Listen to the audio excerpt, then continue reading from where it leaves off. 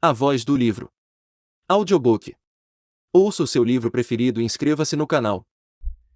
O livro Um Amor para Recordar. Autor Nicholas Sparks. O autor teve mais de 100 milhões de livros vendidos. Sobre o autor. Nicholas Sparks lançou seu primeiro romance aos 31 anos, ao qual se seguiram outros 20 livros. Suas obras foram traduzidas para mais de 50 idiomas e já ultrapassaram os 100 milhões de exemplares no mundo todo, sendo 3 milhões só no Brasil.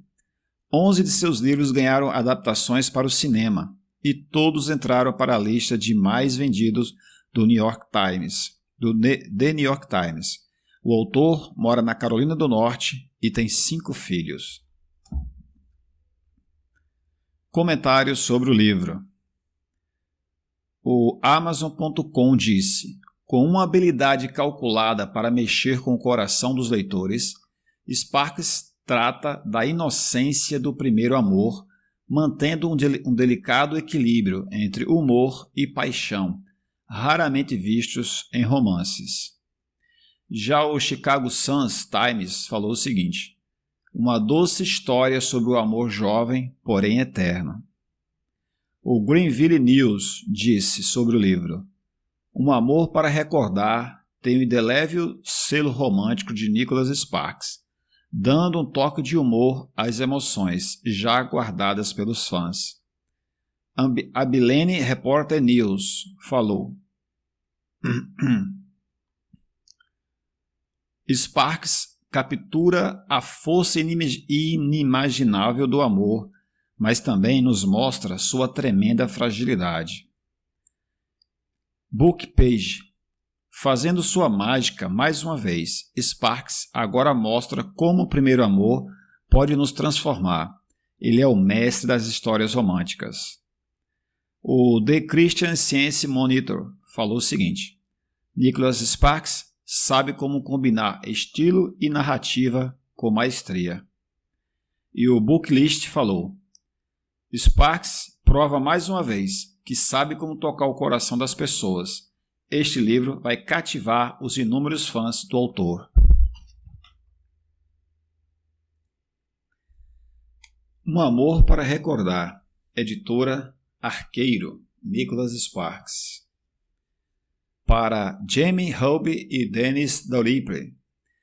Um ano para recordar e um ano para esquecer. Estou com vocês em espírito.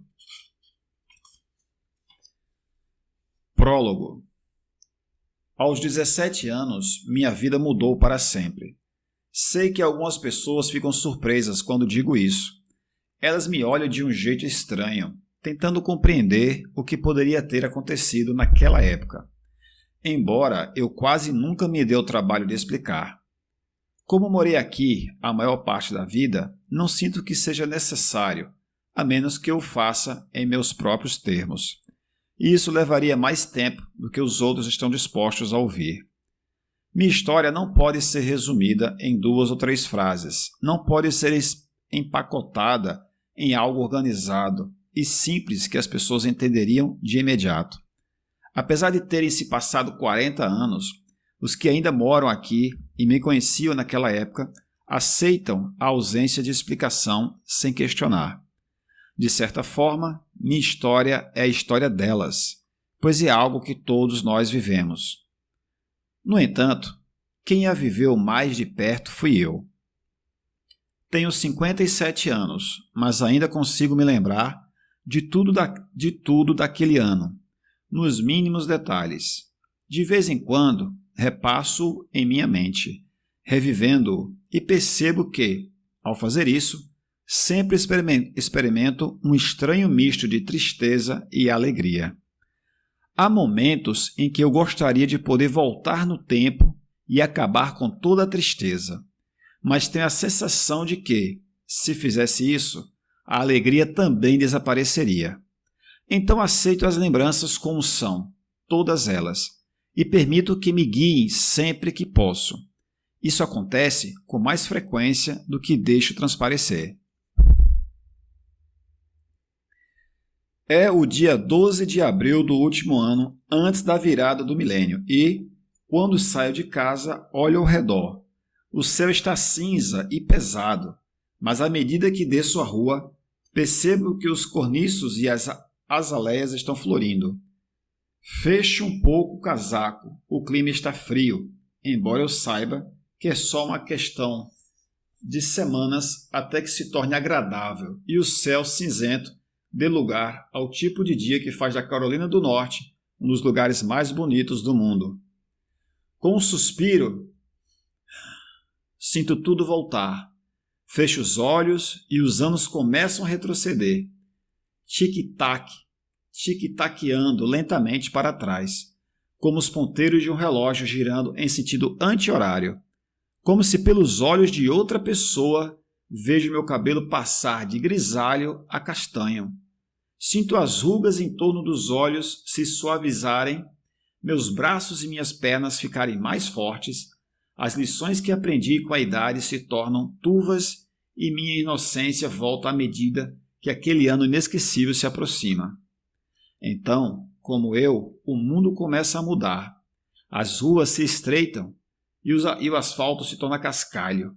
A área do subúrbio é substituída por fazendas. As ruas do centro da cidade estão cheias de gente olhando vitrines enquanto passam pela padaria dos Issioneres e pelo açougue dos Pauks. Homens usam chapéus, mulheres usam vestidos. No tribunal, mais adiante, o sino da torre toca. Abro os olhos e paro.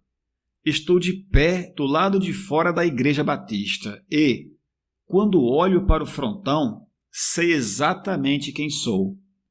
Meu nome é Lando Carter e tenho 17 anos. Esta é a minha história. Prometo não omitir nada. Primeiro você vai sorrir, mas depois vai chorar. Não diga que não avisei.